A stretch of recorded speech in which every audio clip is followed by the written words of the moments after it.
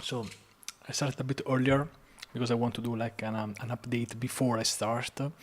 So everyone, I wanted to do this for so long that you have absolutely no idea. So let's see.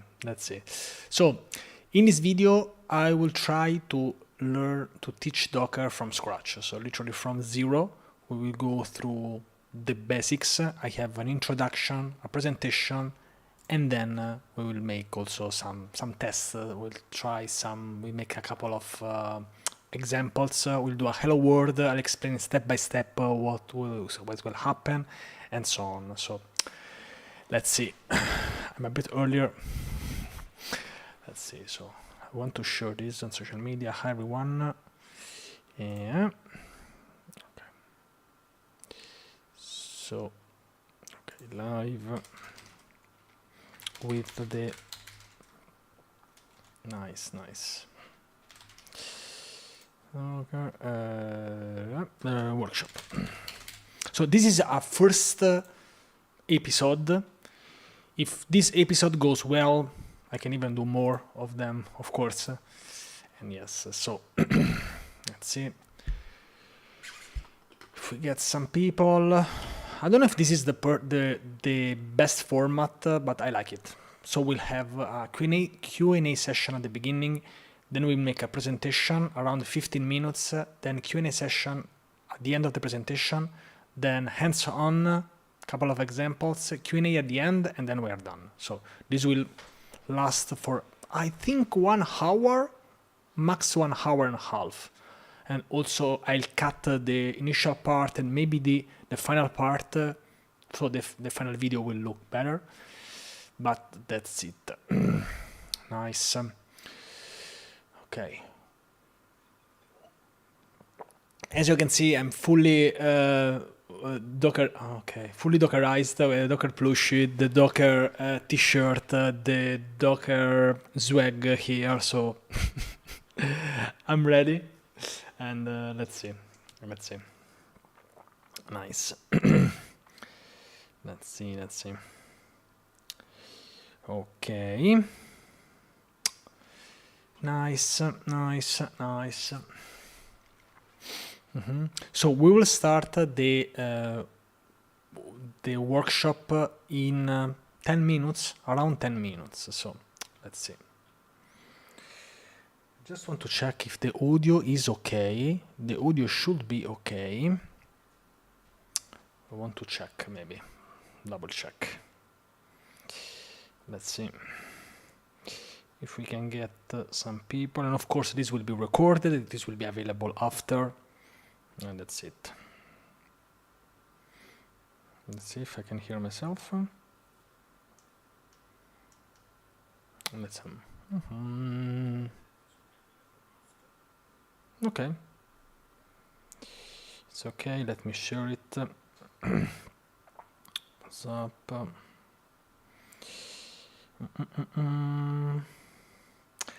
This part is very important. Nice. Let's see. Couple of minutes. I made this presentation for companies. It was a paid presentation. I'm doing this for free on the YouTube channel. Let's see. I'm putting some links somewhere. Let's see. Go to the video. Okay. Live.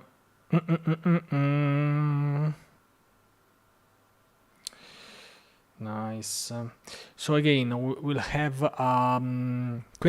we have a Q&A session now. Then I'll do the presentation. Then we'll do the Q&A at the end of the presentation, and then I'll start with the examples, I would say. Let's see. Hey Krish, you're a bit earlier. Nice. So let's see. Let's make some noise on the chat. So I think the chat looks okay. I just wanted to remove this, like this. Okay. Now it should be fine. Nice, nice. Okay, okay, okay. Oh my gosh. So I have some slides. I can give a couple of examples. So I put some effort. There are, but not many. There are like 28 slides. So this we have a short presentation, just 15 minutes, and then we will do a hands-on example. Cool. Hey Rustan, how's it going? How are you? Nice, nice. Are you ready? Let me know if you know Docker, if this is your first time that you try it, if you already know Docker and you want to know more. So this part is very important for me. Nice, nice. Yeah, we are a couple of minutes earlier, so I wanted to start 2 minutes earlier, and we're still getting ready. We're just warming up.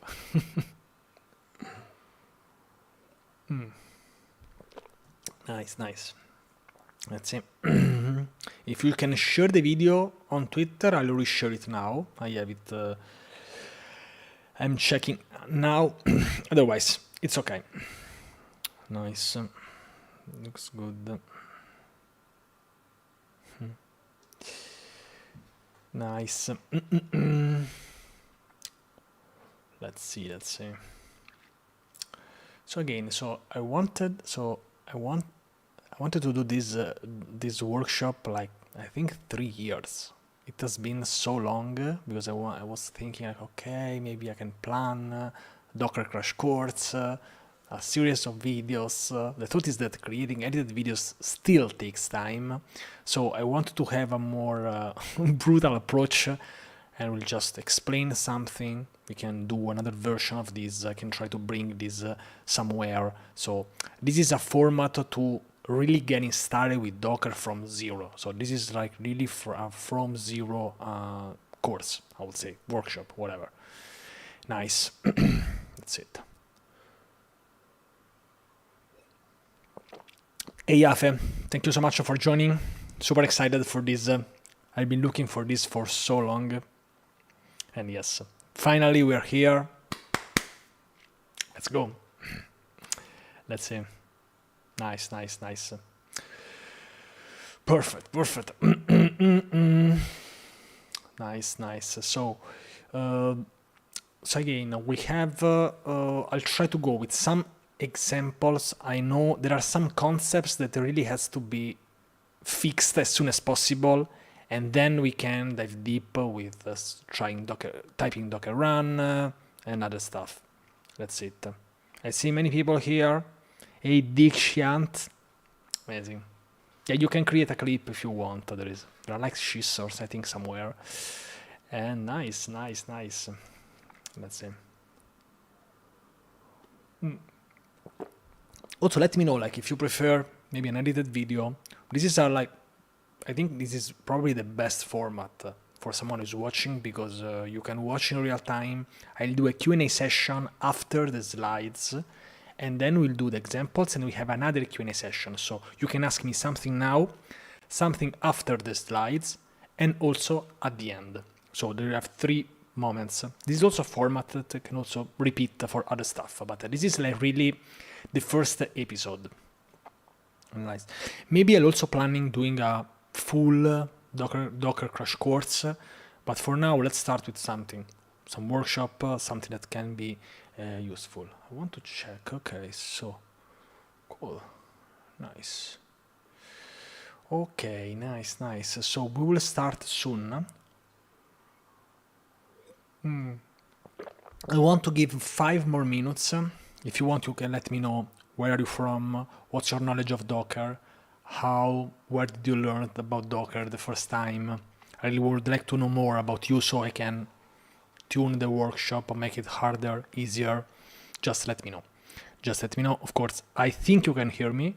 I don't have the headphones today, so I hope that that's okay. Nice, nice. And probably, I don't know if I'll cut this part or not, it depends. So probably I'll start the video just with the slides. So in the other format, I don't have the chat. And that's, let's see. And then we'll republish it. Of course, if you can like the video, it will be cool. I made this presentation for a company for $1,000. So you're getting this for free. I don't care. It's okay. But let's try to let this to know to as many people as possible. Nice. Maybe I can ask. What's your... What? If I type Q&A now, what happens? I never did this. Q&A. Ask me anything. If I do this, what happens? So, okay, interesting. But now the chat is hidden. Interesting. Let me try to make this. What happened? The chat got blocked. Interesting. No, let's stop this. Confirm. Okay, no. Let's go back to this. Test. Okay, it's working. Hey Avi, how's it going? I'll join the the space from here. Really bad timing. Okay, nice. Okay, thank you. Okay, so I think we can start. We'll start in a couple of minutes. And this is a whole workshop from zero, really from zero, to understand why containers, what is Docker, what is an image, what is a container, what are networks, what is a Docker daemon, what is a Docker engine, what's the architecture of Docker, a lot of stuff, a lot of stuff related to Docker. So nice. Okay, so I think that we can start. If you're ready, I think we can start. Hey Nitin, how are you? How's it going? Welcome to this free Docker workshop. Let's see how it goes. Let's see. This is a sort of experiment. I hope that people will like it, but let's see. It's up to us. Let's see. Okay, so I think we can start.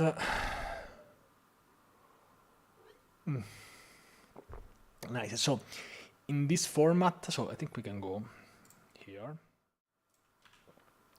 Okay, so we are almost ready. We are about to start. So we have these 15 minutes of explanation. Hi, Baxis. So during these 15 minutes, I'll probably will not reply to the chat, but I'll read it. So after these 15 minutes, I'll also go like in record mode now.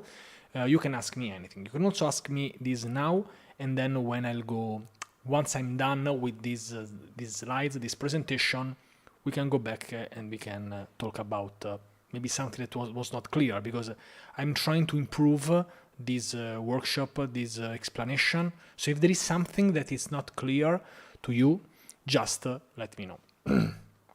Okay, nice. I feel like when I am just right before jumping on the stage, but it's remote, so it's I don't have any any anxiety, I would say. I'm happy that, so I really can't wait, because to be honest, this is one of my favorite topics in tech, if not my favorite topic. So super excited to share this with you. And that's it. We have also the mascot. Everything is ready. I think that we can start.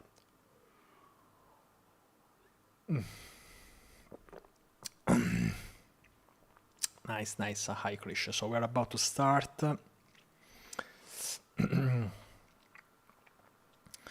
Okay. Welcome in this Docker workshop. By the end of this video, you will have a clear idea of what Docker is. We will do a Docker Hello World. We will get into some details about containerization. We'll have a presentation first, and then we'll make some hands-on examples. So real, practical example. So let's get started. I'm super excited. The Docker is probably my favorite topic in tech. So let's go. So before we start, who am I? I'm Francesco Ciulla, Docker Captain. I'm also the Docker Certified Associate exam. I just won a prize as the best consistent Docker content creator at DockerCon in Los Angeles. I was there by the Docker CEO Scott Johnston in person. You can see it here. So this also really boosted my morale to get started and teach Docker to everyone, basically. So hi everyone, hi. I think we can start. So if you're here, I would like to try to convince you why containers. This is the most important part. So why containers? I think that we should understand the difference between development and production. So when we are coding something on our machine, is a bit hard to recreate the same environment on the production machine. So we code on our machine, on our local computer, but when we code when the code goes in production, we have a different environment. We can have a different operating system, and we can have many different things. So this is the important part. So containers will try to solve this issue. Let's go. So what is the developer job? What's the job of a developer? A developer does many different things. They can install the dependencies, they can add something new, they can fix something which is not working, or they can connect the current application with a database, they can create a service and connect this to another service, they can change the configuration of an application, so many things. We know that we can do many things as developers. The thing is that what does happen after the development process is done, whatever is this development process. So 20 years ago, developers, they just said, okay, so we just created our application, our PR, we are done. It's no more my problem. It will be the problem of someone else.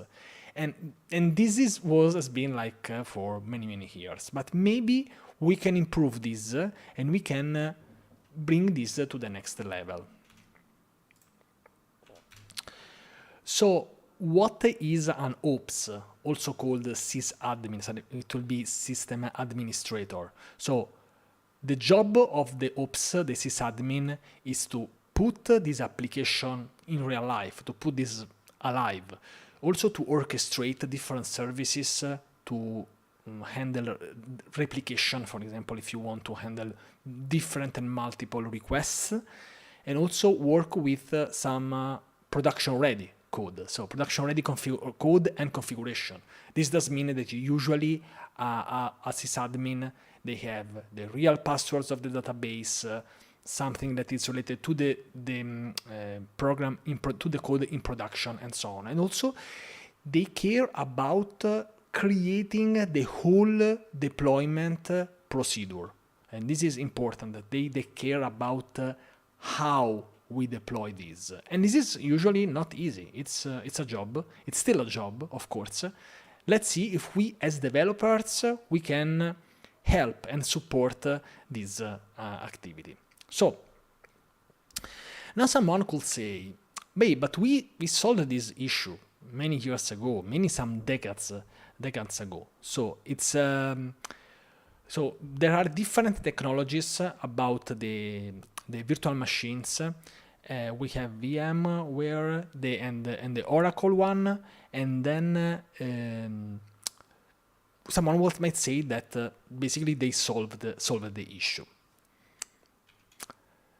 The problem is this. Let's check this one and let's see what are virtual machines. So virtual machines, they contain the code, the dependencies, the configuration, and basically we run the virtual machine is on top of something called hypervisor. So we run the virtual machine on the top of one hypervisor. You can see here. So this is the virtual machine. The virtual machine, there is an app. In the app, then there are the binaries, of course, the guest operating system. This is the whole virtual machine.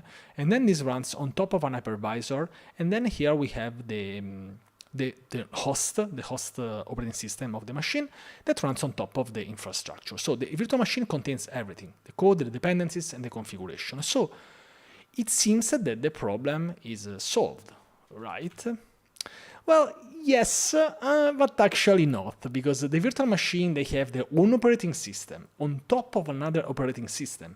Virtual machines must be configured correctly to work, and there is not a standard way to do this.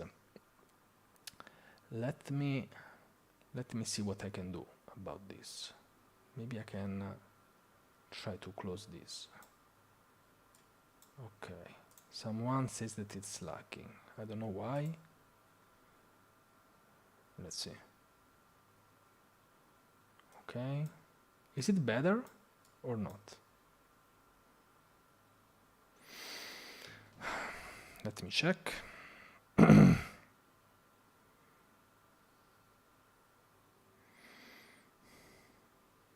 should have used StreamYard. Wait, let me see.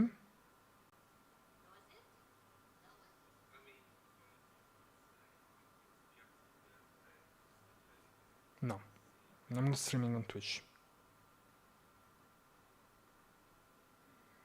Let me see.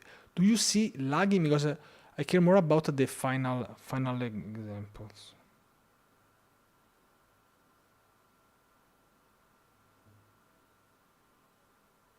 Let me see.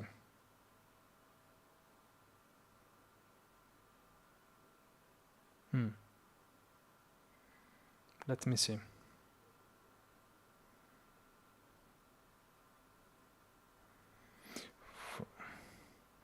The live stream is lagging. Let's see what the issue is.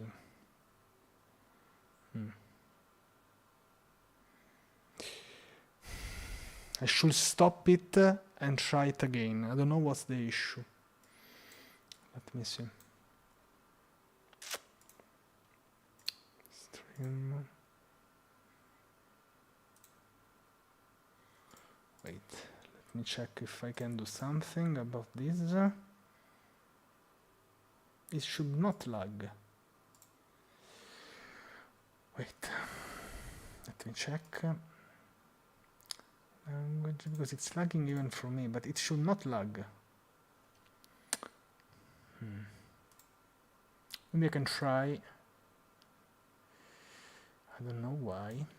I should double check this, probably. So probably we'll do this next week, because I wanted to really do this live, but I can't understand what's the issue.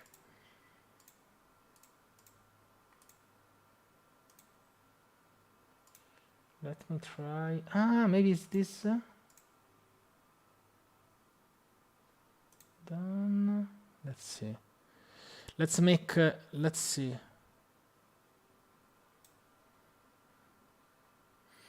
I think I should double check this. Stream at the destination. Output. CVR. Streaming, of course it can be changed now. Recording audio, replay buffer.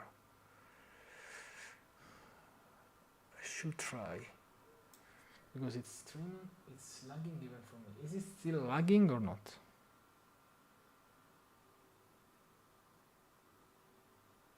Maybe I can try just using StreamYard for now. The problem is that now I need this. Maybe it's because of the green screen. Let me think. What can be the issue? Any problem? No, some people say that it's lagging, but let me see. The camera, what can be? The reason? Chroma key. Let me know, is it lagging for you now or not? Let me check something. I'm sorry. Okay, so Streamlabs, streaming HD settings. I think it might be in the issue bitrate 30 FPS. I think it's in the FPS. No problem. Okay. So is it working now? Lagging. Is it working or not? On YouTube, perfect. No, it's this live stream is only on YouTube. So I don't know, because some people say that this is an issue. I don't know. Let's just keep going, and I'll try to solve this maybe for future live streams. I think I got what's the issue, but I can't solve it now because now it's I am currently doing this, so I should check this probably for future live streams. Okay, nice. Okay, so let's go back here. We have to go because we have some stuff to do. Let's see what's the issue. So you confirm that it's okay. Nice. Okay. Let's see if now it's okay. Just checking.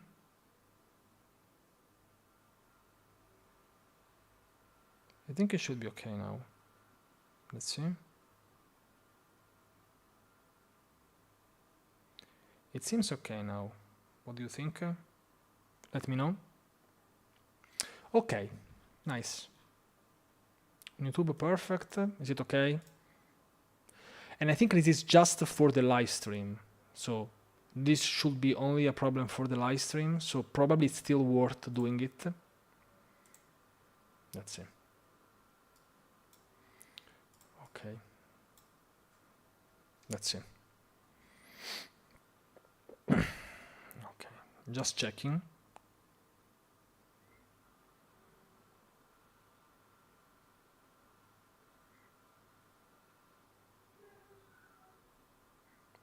Seems okay to me. What do you think? Let's go. Ah, maybe it's the space. Maybe it was the space. How is it now?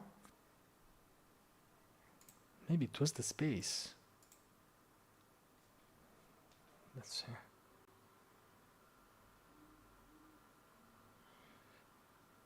It might be, maybe it was the space. Okay. I think we can keep going. Just let me know if that's okay now, so I can start over again.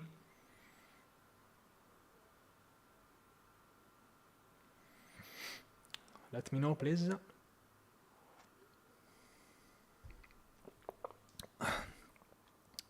Because now it seems to work. Let's see.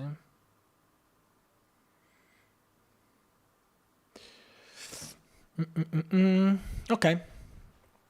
I'll just keep going and let's see. Just let me know if it's still lagging or not. It should not be now because I just left the space.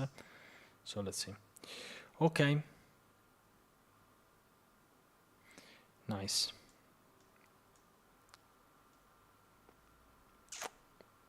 Okay. Perfect. Nice. Let's keep going. So, well, yes, but actually not, because these virtual machines, they have their own operating system, and they must be configured. It's not easy. It's doable, but not easy. And also, this is the thing that I hate the most. There is not a standard way to create virtual machines. Everyone they have their own, let's say, custom-made procedure. So basically, they create the sysadmins. They create this virtual machine with this procedure written somewhere. If there is a change, they can do this carefully, and they have to note this down. And this is really a waste of resource, and it can really they also virtual machines, they are a bit slow to run. They have to go, as I said, in hard mode, I would say. So we would really just want to ship our application. Maybe at the beginning it's a small application. Do we really need a virtual machine to run a Hello World, to run a simple application? No, because containers really solved this problem of shipping an app. They make it really simpler, it's smarter, and it's also more oriented to create a good architecture. And of course, I'm talking about more complicated systems. So they solve the issue of working on my machine, and then basically this can be shipped.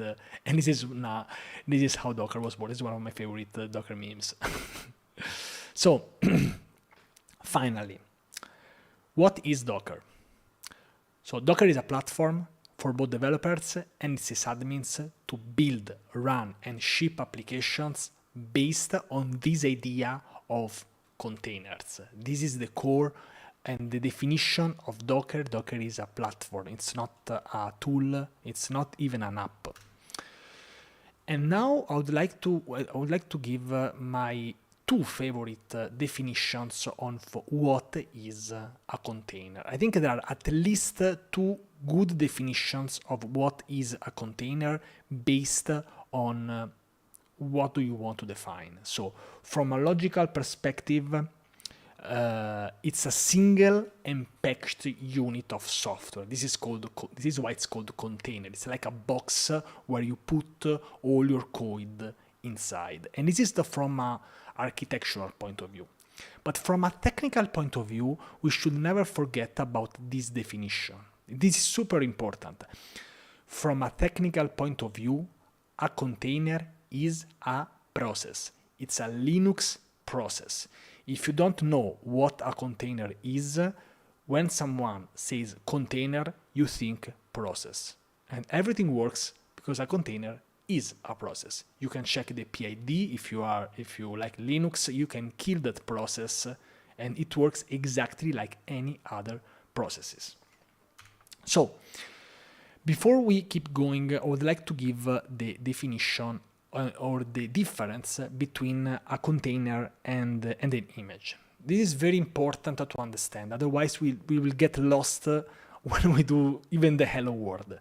So container and image. I will give a definition of container and image later, but now let's just try to grasp the concept. So an image is like sort of a class, if you like the object-oriented programming, and a container is an instance of that class. This is not an official definition. It's just to understand the concept.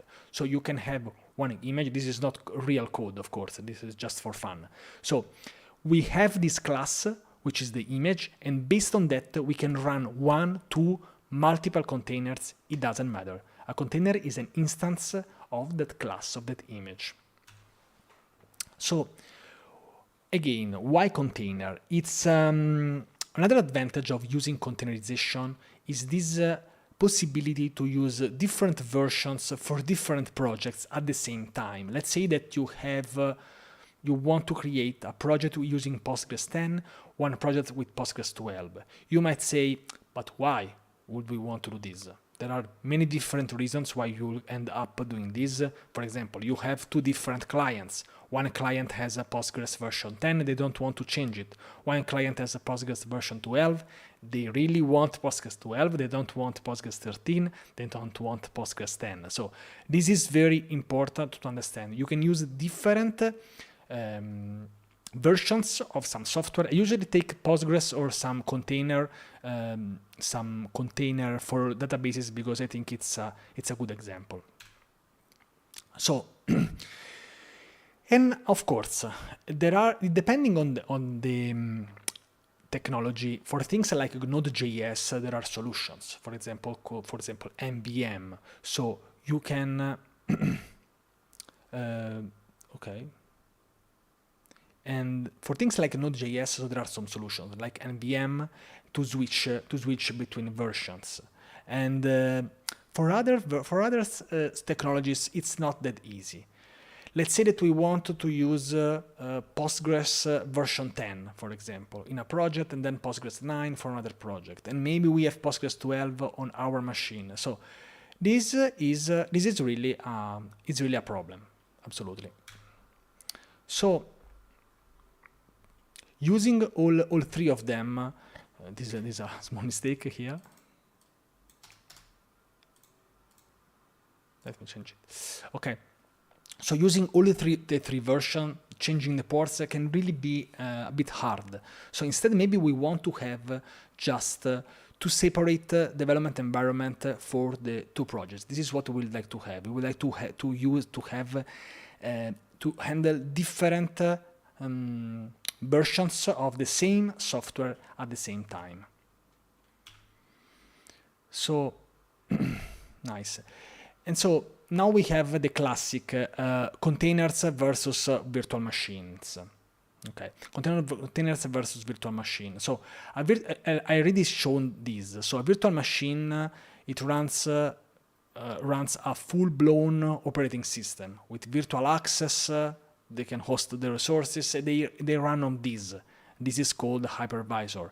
Instead, a container runs natively on Linux. There is this layer, Docker, but you see we don't have this guest operating system. It runs as a process and we can end it whenever we want. It's way more lightweight, and it shares, of course, the kernel of the host machine.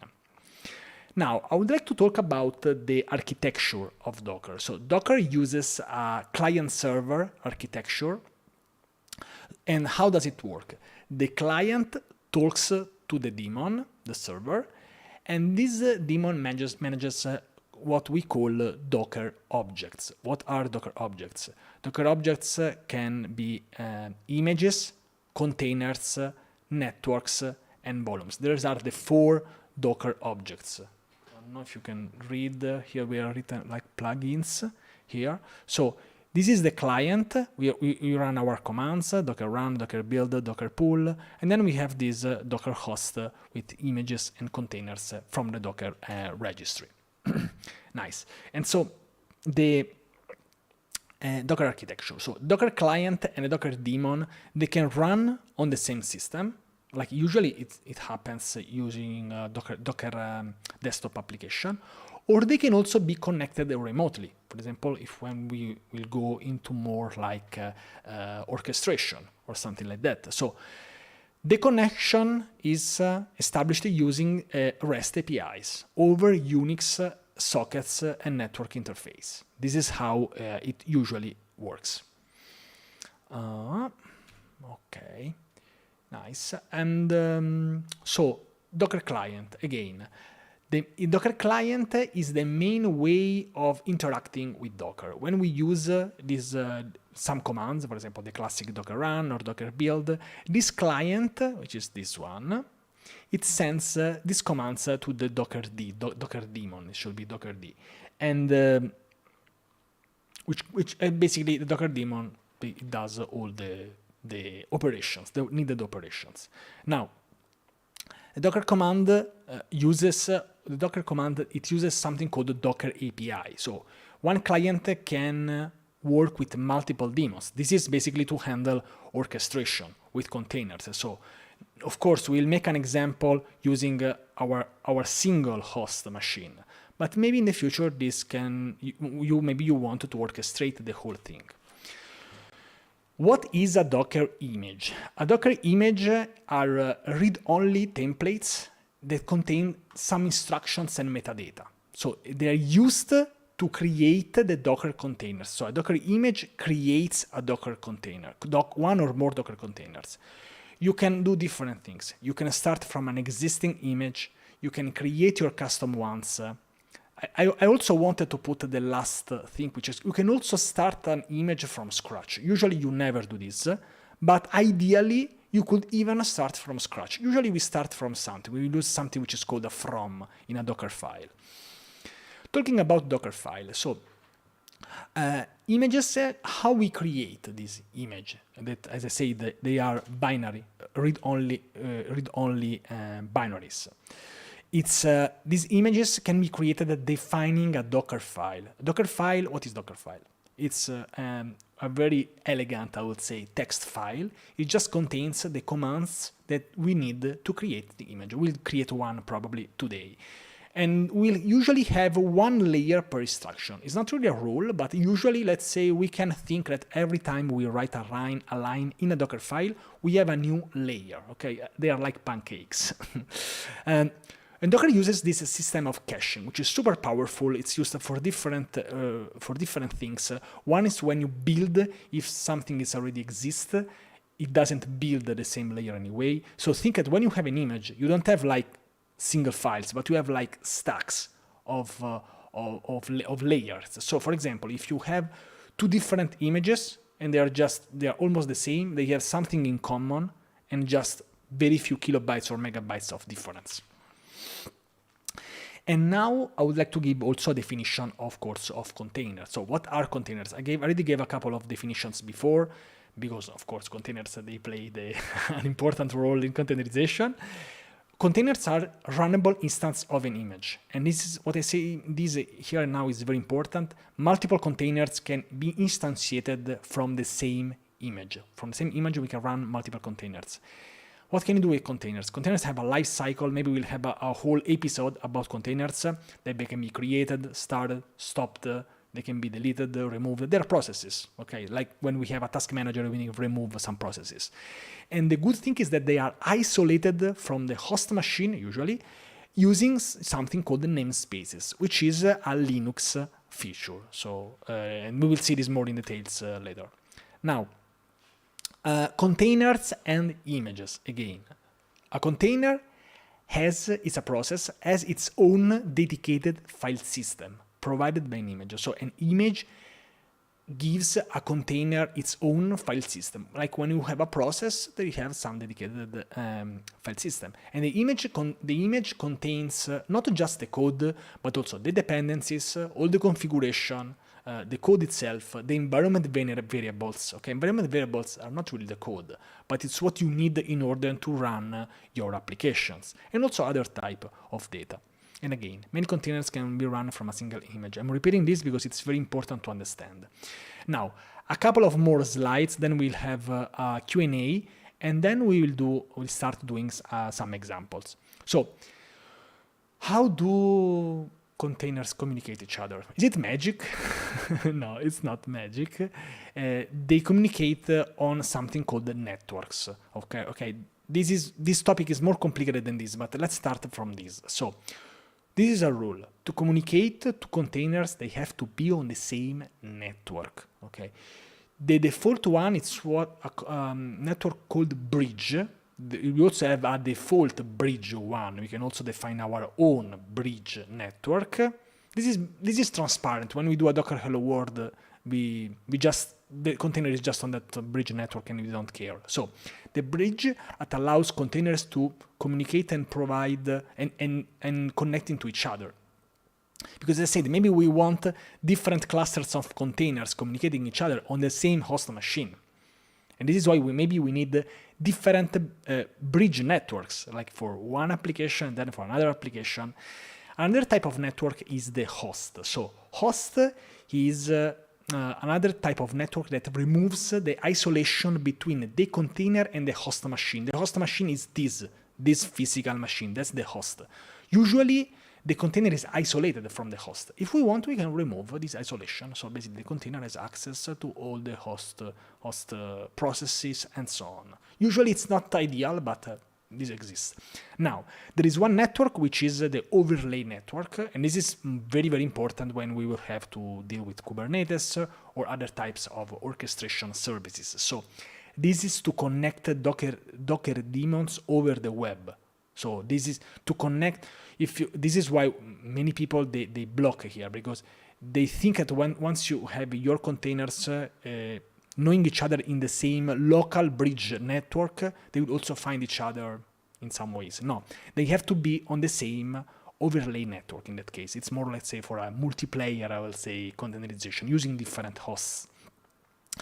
Other two types of networks. One is MAC-VLAN. Honestly, I've never used that, but it's basically to access directly a MAC address, so a physical address of a machine. It's more for the legacy applications to make them basically retro-compatible. And then we can even disable the networking completely. So the networking, we can make a container without any networking. Does it make sense? Maybe for some use cases, it might have sense. We want to be sure that when we run this container, it doesn't have access to any other container. Last slides, and then we'll jump into Q&A and then the demo. So I told you that containers are processes. So maybe now you're thinking, okay, but if a container is a process and it's not a virtual machine, how can a container, which is a sort of ephemeral, have persistency? They don't have persistency by default. So containers by default, they don't have persistency. And this is a new problem with containerization, because when we had just virtual machines, the host, usually when we create a virtual machine, we also allocate a sort of storage, and that virtual machine just uses its own. There are also other ways to do this, but let's say that's the default one.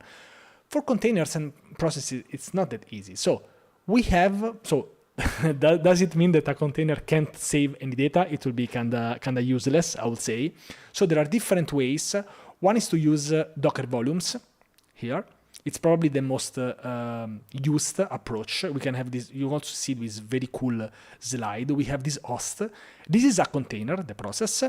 And then we can have three different ways of storage data. There are more, but let's focus on these three for now. We have the volume, which accesses this Docker area inside the file system. This is basically your hard drive of your own machine when you are coding some Docker stuff.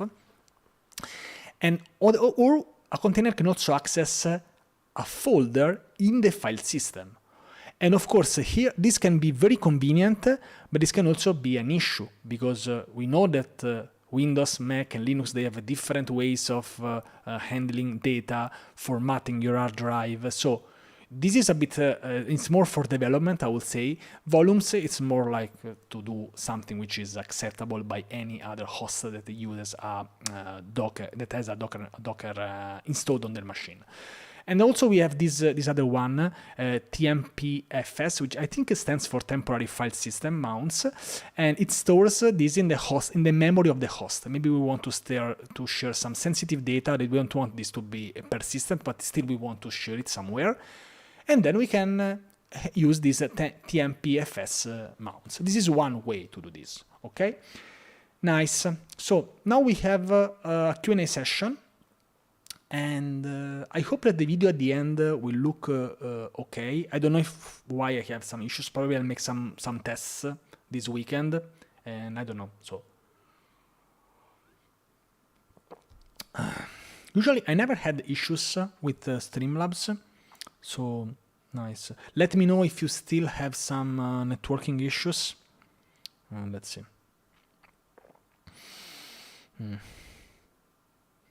But I mean, usually I don't have it. I don't have them, but let's see. Okay, nice. So I'll wait a couple of minutes. Yes, so I don't need, so Ricardo is asking, do you draw a schema before start to create your project? Usually I do. Like if you see, I have pinned a Rust API project in this live stream. In this case, we are just starting from scratch, so it's, I don't know if you talk about the schema of the database generally, or here. Now here we just want to understand how Docker does work. So in this case, I don't need any schema. Let's see. Nice. So yes, let's wait a couple of more minutes. That's it. You're welcome. So is this the live stream working well? I don't know why it's not working, but let's see. Okay. So in case we don't have any other questions, I think I can move on the practical part. We'll have a couple of demos. We have a Docker run hello world, we'll create a Docker file, and so on. Nice. So we are here. I hope you can see this. Let me check. I still wait 1 minute, and then I'll start with the demo, like the demo part.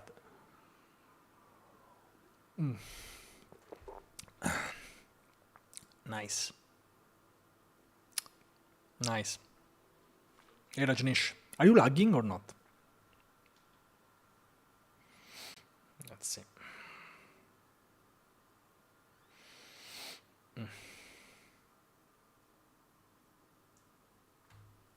Okay, I think we can go.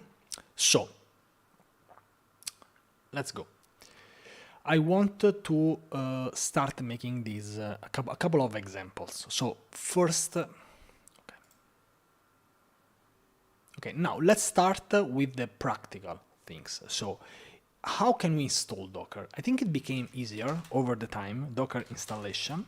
So the good news is that you can install Docker on almost any machine. You can install Docker on Windows, on Mac, even on Linux now, even if Docker runs natively on Linux.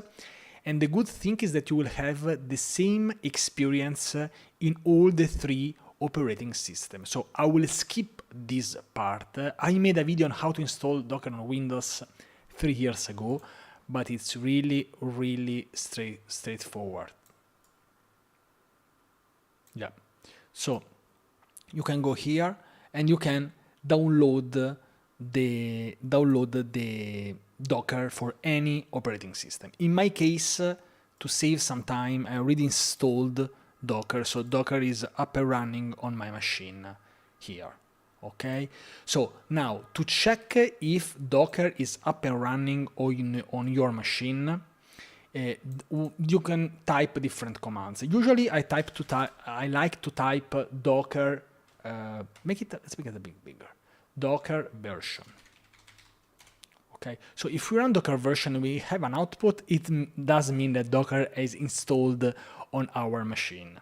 Okay, and we can see the version, the Go version. Yes, Docker is written in Go, the Git commit, and other stuff. So this is something about the Docker engine on our machine. Okay, if we type Docker info, I'm just showing some commands now.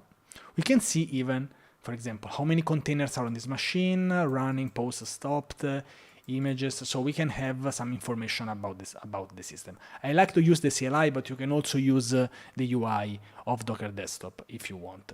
Nice. Okay, nice. So some commands. How can we see the containers on this machine? Okay, usually the command that you usually see even on the tutorials is Docker PS or Docker PS-A. -A stands for all. So if we do Docker PS, we see all the running container. If we do Docker PS-A, we see it's empty here. If we do Docker PS-A, we see even the stopped containers. In this case, we don't have any containers. Other ways you can check some Docker objects on your machine. Docker objects are containers, images, networks, and volumes. You can do Docker images. Where am I? Docker images. And you can see here, you can type Docker network ls. And you see here, you have these 3 networks. You remember I told that there was a network called, you can create a host known or bridge. This is the default bridge one, the default host, and the default known. You can't delete, I think, at least you force something, but usually you don't delete those. They are created by default when you install Docker. And also you can check the volumes, typing Docker volume ls. And of course, it's empty. So we are ready. Let's go with the first example. So the first example is the hello world, and in this case we will run a hello world, and we will, of course, will not do something absolutely mind-blowing, but I'm more interested into explaining what happens, because Docker and DevOps is all about what's going on when I type this command. So if I type Docker run stands for Docker container run, to run a container. Docker run hello world with a dash. okay? Maybe to run this you need Docker Hub account, but let's say, let's keep this part for now. So Docker run hello world. If we type this, let's check what it happens here. Unable to find image. Pulling from a number, pull complete, something happens, hello from Docker. So this is like a Docker hello world, okay? And you see we have an image. This is basically a text. It's basically a text like just put on the CLI. Now let's see what happened. So did you remember that I did the Docker PS, Docker PS-A, and Docker images? So if we do Docker images, we have this image. You remember this is the blueprint to run hello world whenever we want. If I do Docker PS to see all the running containers, and this is getting very interesting, it's empty. Are you surprised? Because maybe we would expect like this to run. What happened here? If I do Docker PS-A, you see, we have this container, but its status is exited. Why? Did this had an error? The fact is that when we run a container, remember that a container is a process. So a process can also end. Think when you have, I don't know, a process of downloading a file. Once it's done, it's done. Or when you want to move a file. Once it's done, it's done. So when, this is very important to understand, once a process is done, it automatically terminates itself. And this is how a process is usually done. So what's the goal of this container? The goal of this container is to put something on the CLI. Once it's done, it just exits. That's it. This is perfectly fine. Now, maybe there are some type of containers that we don't want to end. For example, a web server waiting for HTTP requests. We want this to be alive, like a node server. We want this to be alive and don't end automatically. And we will see a couple of them. But this is important to understand. Once a process is done, it automatically terminates. This is what a process should do. Nice. So let's go with one better example, I would say. So let's clear. I hope that this is was okay. So okay. Now let's try something a bit better. So let's try to run an existing a container based on an existing image on Docker Hub. What is Docker Hub? I forgot to say. So Docker Hub, if you know GitHub, you're already halfway there, even more than halfway probably. So Docker Hub is a place where you can store the images. Remember, we don't store the containers. We store the image because the image is the binary. The container is, you don't store a process on GitHub. You don't store your running application on GitHub. You store the code, I would say. So this is Docker Hub, and what we'll use is this one. It's the famous, world famous Nginx. So you see here on Docker Hub there are different image created by someone. And this is basically what makes Docker famous, because otherwise Docker would be nothing. Docker works because there are many companies who created their own version of Docker Hub. Docker Hub is a image container image registry. It means, is it the only possible way? Absolutely not, but it's probably a good one to start, I would say. So usually every cloud provider, they have their own registry. But usually for a beginner, it's better to start with Docker Hub for different reasons. It has a better integration with the CLI, but no, it's not a rule. You can even deploy your own Docker registry. Running, of course, it's a Docker image. Okay, you can even check this here, registry. I'm not sure if this one. Not sure if this is one.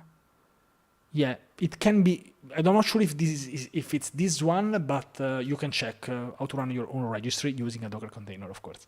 Docker container and Docker image.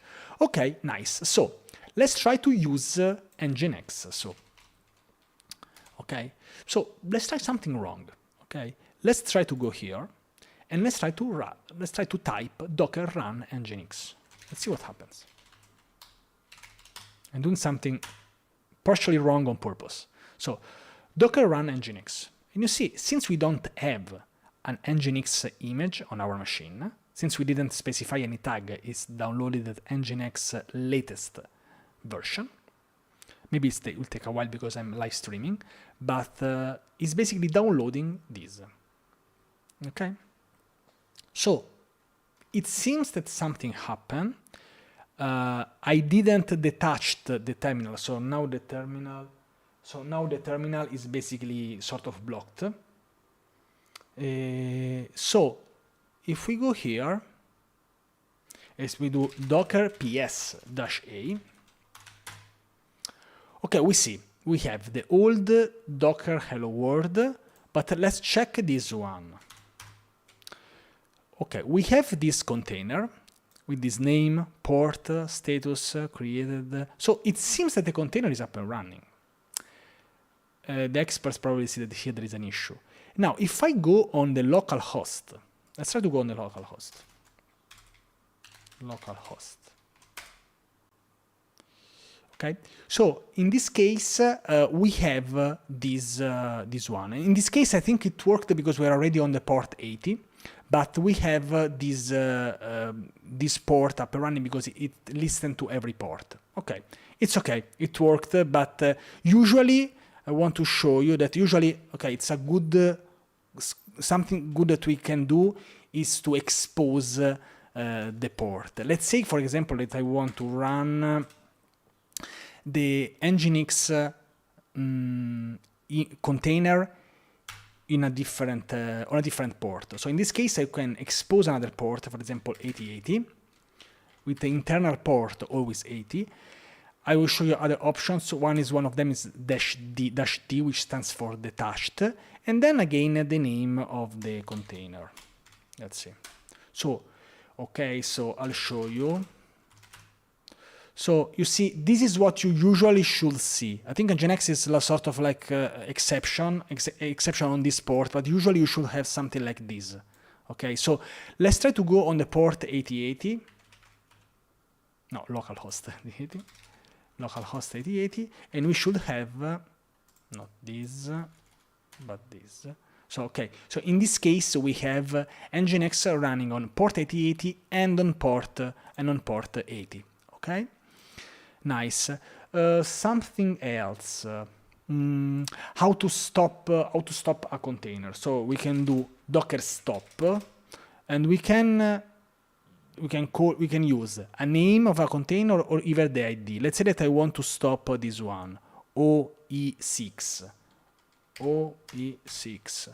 Okay, it stopped a container. Okay, and then if we want to remove a container completely, we can do docker rm. Let's try to remove all the three containers using the initial part of the ID. So D5, OE, and D7. Let's try to remove the three containers. Let's see what happens. So I get this back, so it seems that something happened, and then we have an error response from daemon. You cannot remove a running container. Okay, so if we do this, maybe do a little bit better. So we can't remove our running container. So here we have two options. Either we stop the container and then we remove it, or we can force it. So with -F, we can remove a running container. Now, of course, we're playing, but think like if we had like something running in production. So this is a way to remove a container, okay? And this is an example. Now, I want to show you that even if we removed the containers, you see it's empty, we still should have the images, Docker images. So removing a container doesn't make you remove the image of the container. And we see here we have this Nginx latest. Now, let's say that I want to try to take a specific version of Nginx. So let's say that I want to run on, I don't know, port 80,000, and then instead of Nginx, I want Nginx, I don't know, 1.240. I know this because I tried this before. So check here, this Nginx latest. If I type this, it says unable to find image. You see, because it doesn't have this specific image on this file system. So this should take a while. And after this, we'll build our own image. We are using existing images now. So Docker images. Okay. And you see, now we have this one. So we got a specific version of Nginx. Okay.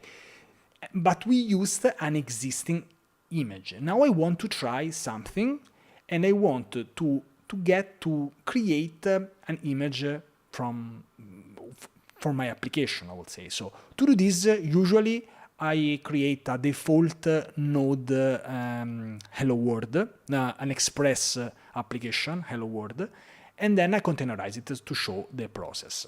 So to do this, we can do on this workspace. I think I created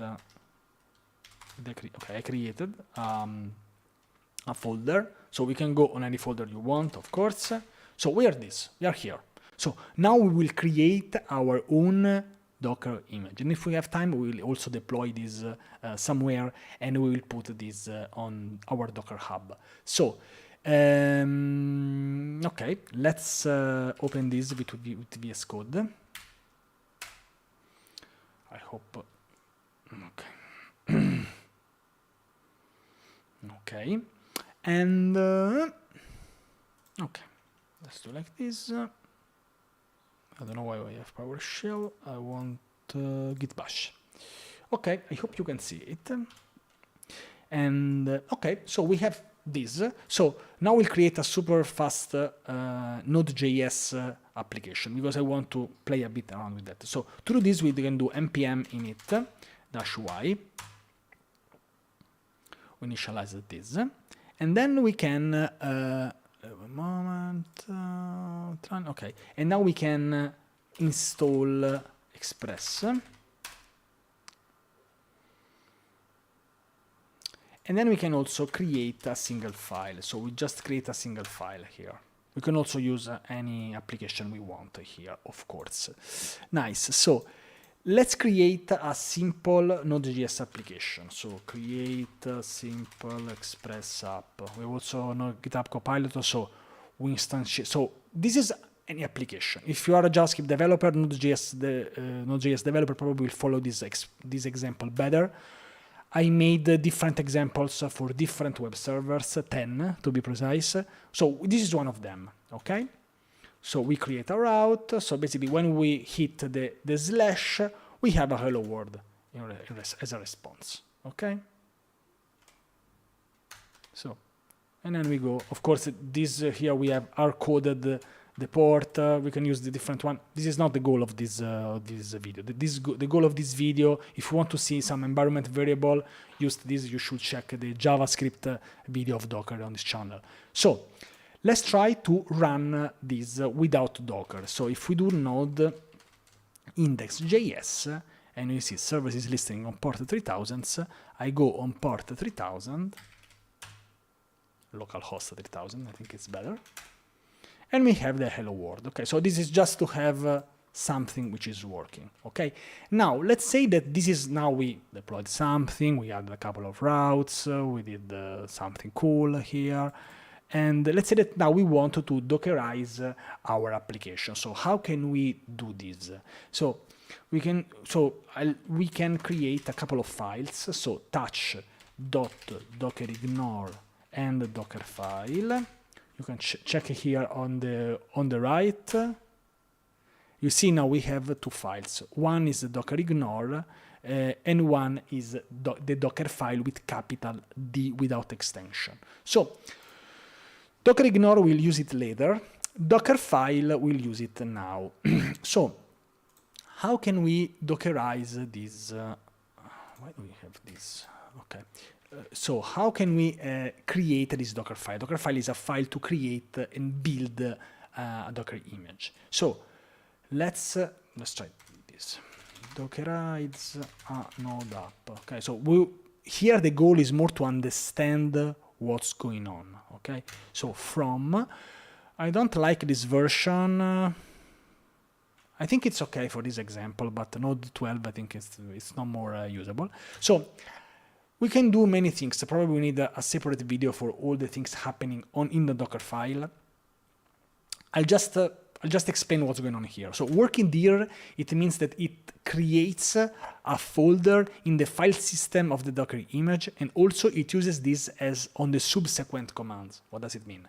If I do some of those commands, add, copy, cmd, after the work dir, it will use the work dir direction. This is to avoid to have our application at the root level of our file system, just to have things a bit more, let's say, organized. That's it. Now, let me explain this line, because in many tutorials they do this, and the reason is that we basically want to copy these two files. So we want to copy the package.json and the package-lock.json. So this is a sort of regex, so it doesn't give you an error in case we don't have the package-lock.json. Yes, building an image can also, of course, create an error, a mistake. So after we copy this file, we can install the dependencies. So run npm install is basically what you do, for example, after cloning an app, for example. And this is probably the best way. So getting first the package.json file first, then you install it, and then you get all the rest of the files. So copy ... it does mean copy everything which is in this folder inside the file system of the image. There is a problem here. If we copy everything, we are copying even this folder, the node modules folder. So you know that usually when we do when we commit something, the node modules should be added to the .gitignore. This is for Node.js, but this can also be valid for other types of technologies. We have some files that they are on our machine. We don't want them to be on another machine. So how can we ignore these node modules? Is exactly what you think. So it's exactly what we will do in the .gitignore. We use the .dockerignore, and we add the node modules folder here. And of course here we can do this in different ways, a way more performant way. We can add the .vscode folder and so on. Here we just want to avoid these node modules to be in my file system. I don't want this to be here. Now, we can expose the port. So let's type expose 3000. Of course, this could be handled in another environment variable, but for now it's okay. And then run the app. So if you ever heard about Docker Run does something very similar to npm start. So it runs the application no matter what's the command to run that application. So this does mean that when we do Docker Run, we'll do exactly what happens here. And I don't want to do npm start, I want to do node index.js. Okay? So this is what I want to do. So when I will do Docker Run, I will execute exactly this. Now, let's save this. And of course, this has zero effect. This has no effect here. So, okay. Now, how can we build an image? How can we have, these are the images, Docker images. How can we build our image? It's easy. There is a command called docker image build, or docker build for friends. And this command has a couple of options. So we can do docker build -t, which stands for tag. Tag is like giving a label to the image. Let's call for now this image node app. After node app, we have to specify the folder. Now, usually when we build an image, we are in the same folder of the Docker file. It's not a rule, but like, let's say I'm working here, I have the Docker file at the root level, I am in the /dockerlive folder. It makes sense that I'm building the image from here and not from the C workspace folder. I could do this, but I have to specify the folder here. So usually here I put dot, which means here in this folder. Also the same of here putting these dots here. Dots means in this folder. So for example, here it's copying this exact folder. If I have a different structure, I should specify the path in this case. So let's try to build this image and let's see what will happen. Okay, and you see that we have some labels. You see 1 out of 5. This usually takes some time the first time, also because it's building this image and it doesn't have the node image locally. It's done. Okay, so now if we do Docker images, you see here we have this, which is called node app. So now let's try to run this application again, and let's try to do Docker run, and then of course with dash d we expose the port 3000. Dash p stands for publish. We can do dash publish or dash p, it's easier, and then the name of the image. Okay, so Docker run dash d stands for detached, so leave my terminal still available after this, and expose the port 3000 on the host machine and 3000 internally. External left, internally right. Node app. Let's see what happens. Should be okay. Let's see. Okay, we have an ID here as a reply, and then we do docker ps -a, and let's see what happens. So we have this. Oh no, this one. Sorry, this one, which is let me show you it here. Maybe it's better. Docker ps -a. Okay, maybe here it's better. I don't know if you can see it. Hope so. So yes, so it's this one. Okay, so basically we just dockerized our node application. First of all, let's see if this does work. Let's go, and I want to try here localhost 3000. Okay, so it's the same application, but it's running with Docker. So this is it's interesting, and of course this is the first example. How can we remove this container? We can do docker rm -f, because I want to force it, just remove it, and we can use this C9. Okay, so okay, and now if we go on localhost 3000 application, it's no more available. Okay, so we run this application with Docker, and this was a very basic example. I want to show you something else now, something more fancy, I will say. So let's try to run this application, because now we are going to do something which might be interesting. So docker run -d -p. Let's run this application again. Okay. Now, what if we want, this is a question that I always get, like how can I get inside a container? Where is it? Because in a virtual machine, I say, okay, I don't know, can I do like an SSH? Can I go there? Can I check something on that file system? Yes, you can. And before that, let's see. Probably this will not work, but let's see. So the command is this. Docker exec. So basically we want to execute another command which is not the default cmd node index.js, -it, which stands for interactive and pseudo tty. So basically we want a terminal on the container. We don't know which one is this. Wait a moment. So docker ps -a, it's called eb bash. I hope this does fail. Perfect, I love this. So this fails, and you know why? This can get you really crazy, because with maybe in the tutorial this does work. So I know what happened here, and now I'll tell you what. So you see there is this Alpine. Alpine is basically a reduced in size version of Node. So when they create these, like, let's say, lightweight images of Node, they remove everything which is not necessary. So they even remove the bash command from this file system, from this image. So what can we do in this case? We can do something super easy. We can change the from here and building an image of node that has bash. So we have two options basically here.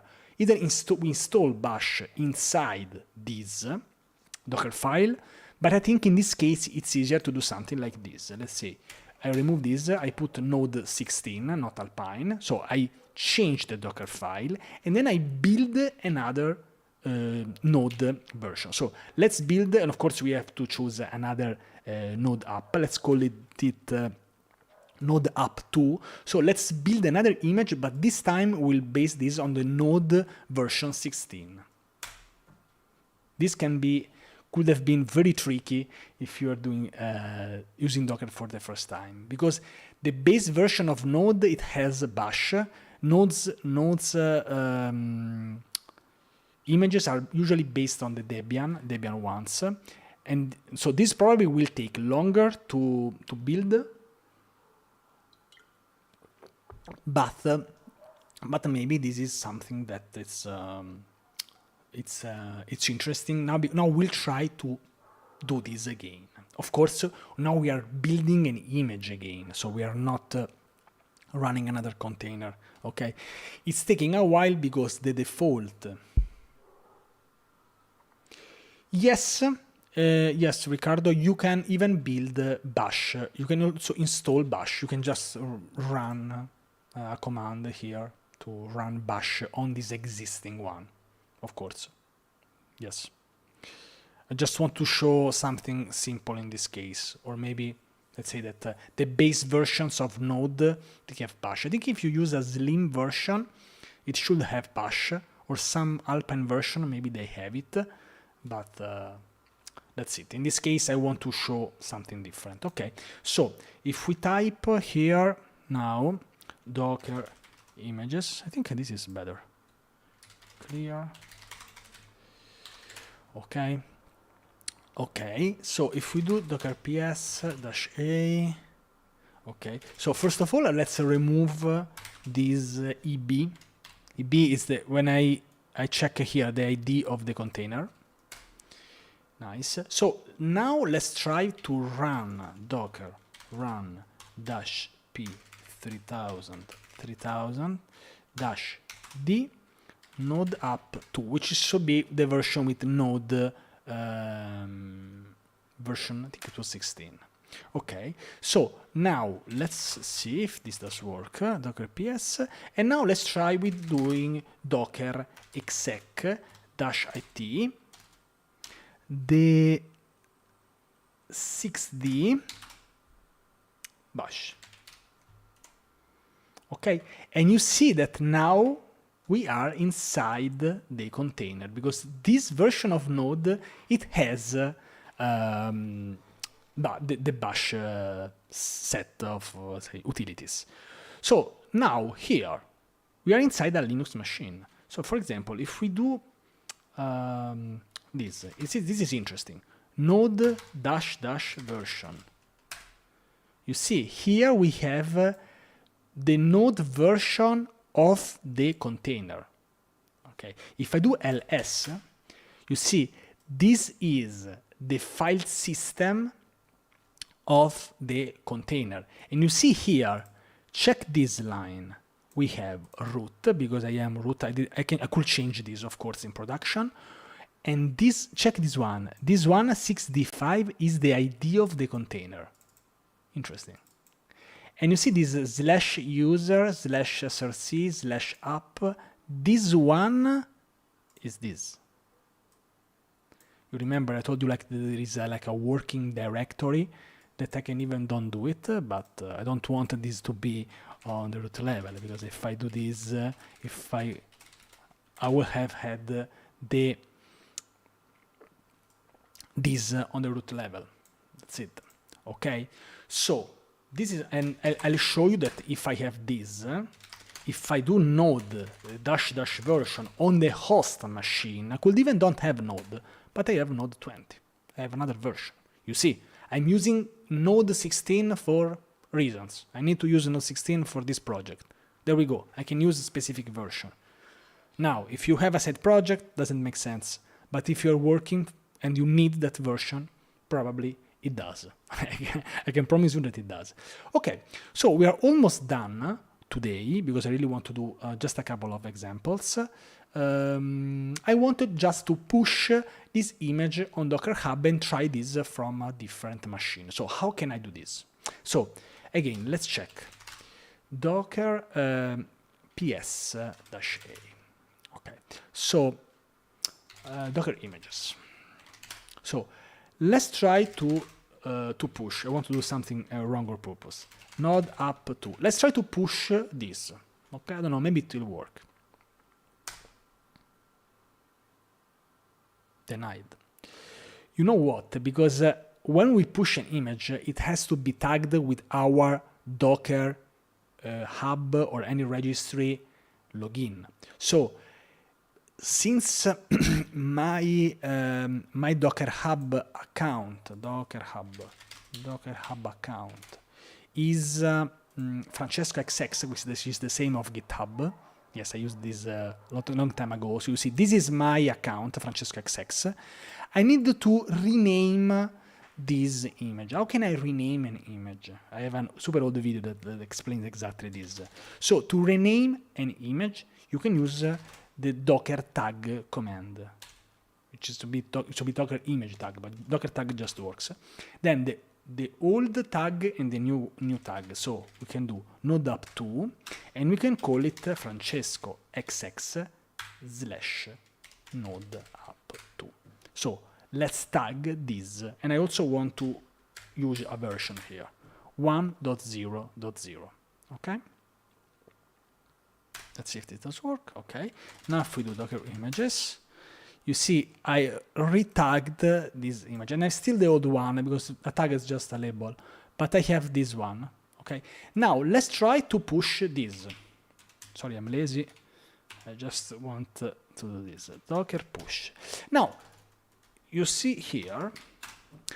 Let's go here. You see, this was the last example that I did basically before trying this live stream, this node 1. And if I do docker push Francesco XX node up to version 1.0.0, let's see what happens. To push refers to the repository. It's working, so it's pushing the image on this registry. It takes a while, of course. I'm also live streaming. Once we have this image on Docker Hub, maybe we can try this image from somewhere else. And I'll show you, and I'll also put this in the chat, but first we need this. The interesting part is that if we push an image, a repository, an image that it doesn't exist on our Docker Hub account, it just creates the repository automatically. I like this. In the first, I think, 2 years of Docker, I was just creating the repository first and then pushing. No, it's not really needed. Like I was like creating the repository here, like on GitHub. No, I can just push the image directly. I could have pushed the other image because it was shorter. You see, the node up with the Alpine is 90 megabytes. This one is 900 megabytes, so of course it takes more time to push it on Docker Hub. Let's see, it's almost done.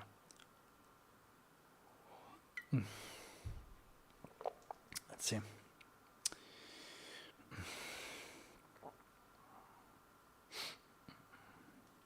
Okay. Almost done, almost done. So while this is doing this, so we'll try something called like this, play with Docker. So play with Docker is two things. One is a playground of Docker, but what we really want is this.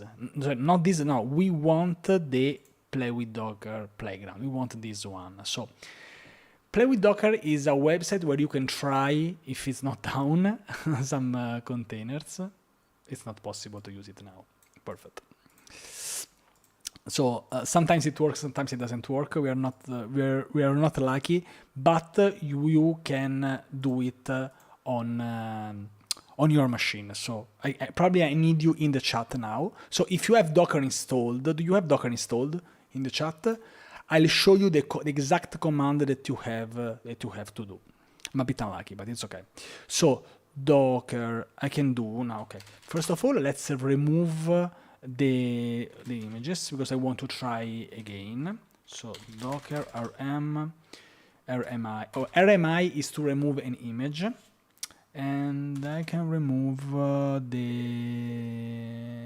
DAF too. We can't remove an image from a running container. So this ps-a docker rm. We can do this even from the UI, by the way. I just like the CLI more. Okay. Okay, so we removed the image. So docker images. Okay. So the command is this one: docker run -p 3000 Francesco XX / node up to 1.0.0. Now, first I'll check if this does work. I'll put this in the chat.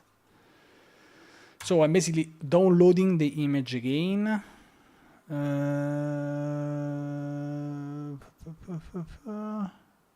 What's the problem? Oh, moment, let's see. Docker run. First of all, let's see if it has been pushed.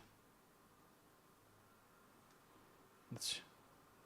Node up to. Okay. Docker. Okay. Okay. 1.0.0. I think no. There was a dot at the end of the 0. Okay. Okay, and the server is listening on port 3000. So this is the command without the dot at the end. So this is the command that you can try, and probably this this will be on my Docker Hub forever. And again, if we go here, we get again this working. So of course this is a trivial example, but it's more to understand the process of using an existing image, building our own image, and then pushing the image on Docker Hub and pulling it again. If we do Docker run and the image is not on our machine, what Docker tries to do is to pull it directly from the default registry. So this is the first example. This is the first workshop of Docker. I hope I should have something more to do, but I need to close this because I have another live stream in 30 minutes. So yes, if you have any question, I'll be here for a while. Let me go in the other thing. Nice. So okay. The only thing is that I don't know if we had some issues from live streaming point of view. That's the only thing. In that case, I'm sorry, but I'll try to fix this issue, of course, as soon as possible. Nice. Okay, everyone is doing everything today. It's okay. It's okay. Nice. Let me check if we have someone. But yeah. I hope you enjoyed it. It was a very beginner level one. We can do something more advanced, less advanced. Let's see. Nice.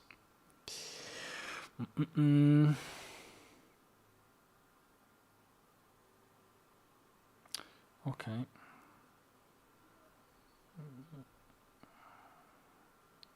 The timing, and I'll do it. Okay, nice. So, any questions? Anything you want to ask? Something that was not clear? Could you follow the live stream? Was it lagging or not? I don't know. I'm sorry. I don't have control on this. Maybe I'll try to fine tune the thing on Streamlabs. Otherwise, I'll just use StreamYard probably. StreamYard, yeah. That's it. Let's see. Okay. Nice. And again, I think I can even put these slides. Thank you so much, Riccardo. It was a beginner friendly, I hope one. It was more to understand the concepts. It's very important to understand the concepts when we use containers. We didn't touch the volumes, the stuff, the Docker Compose part, but that's on purpose because I have already many videos on Docker Compose with different technologies. So you can try any tech. I don't know if you like Rust, or for example, I put a Rust video pinned at the beginning, at the top of the chat, and so on. So that was the idea of this. I hope this was useful. I'll check. I hope that at least the recording is okay, and but I think it will. I think it will, and maybe I have to fine tune something. So that's it. I always streamed. I never had any issue. I just have to check if my band is okay. And I don't know if I can live stream in HD or if it is an issue with the green screen. I never had any issue with the live streams. So curious about this. I don't know. I should try to live stream maybe from YouTube directly and see what happens, if it lags or not. But that's it. How can I check if I want to add a volume and I want to check which volume is attached to my container? Interesting question. So I didn't show you an interesting command, which is the docker inspect command. So let's see if we have. So to check which volume is attached to my container, I think we can try to.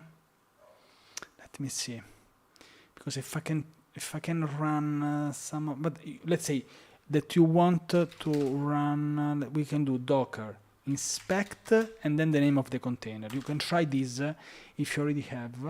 One moment, let me go here. This version. So the command is docker inspect. For example, if we do this. It's a bit scary the first time you do it. Bam. So docker inspect something, it gives you some cool stuff. You see, volumes null. This container has no volumes attached. This is how you do it. No. You don't need to grab. Docker inspect is the way to go. You mean for this? You can even change it, the output. This is basically a JSON file. No, there is a way to get just a sub path of this. Of course, I forgot the grammar, but you can do it. You can, of course, just check the volumes. This is also interesting. Yeah, because it's a structure. So yes, that's it. So for example, it doesn't have any volumes. So that's it.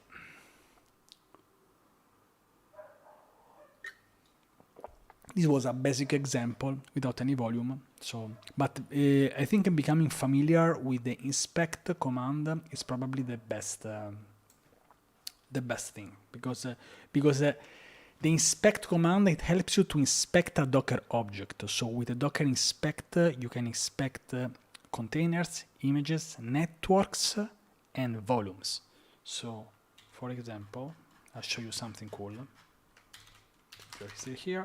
Docker ps-a, I want to just check. So you see we have two containers up and running. Now if I do docker network ls, if I do docker inspect, and I think I have to put this. So if I inspect a network, so I inspect this bridge network, I can see subnet, gateway, and stuff. And as you can see, I can see the containers attached to this. There we go. These two are the two containers that are currently up and running. So this does mean that by default, the two containers that I run, even if they're not one with another, one is the Nginx, one is the Node one, they are on the bridge network. This is the default bridge one. I can even define other networks, again, the touch, whatever, but this is very interesting. So Docker inspect is really your friend, really. There is literally everything here. Internally, every object. You can even change this by default. I can't remember exactly, but there is a way even to change how they are formatted. This is basically an output. This is a log. I think you can change this format, but no, it depends. Not everything is realized as a JSON, so that's it. Nice. Okay, nice. I hope this was cool. Thank you. And yeah, I don't know if this is useful. I'll try to see if I have any issues with the live, and but I'll try. Maybe I'll try one day to live stream again and see if it has some issues. Nice. Thank you. And yeah, so thank you so much, Ricardo, everyone for joining, and see you around. I live stream for sure next Saturday. I still don't know the topic and what I will do, but for sure I will live stream next Saturday. So thank you so much. I'll go back here. Nice. Okay. Perfect. Thank you so much, and see you around. This was of course one of my favorite topics, so I can really talk about Docker all day long. And thank you. Bye bye.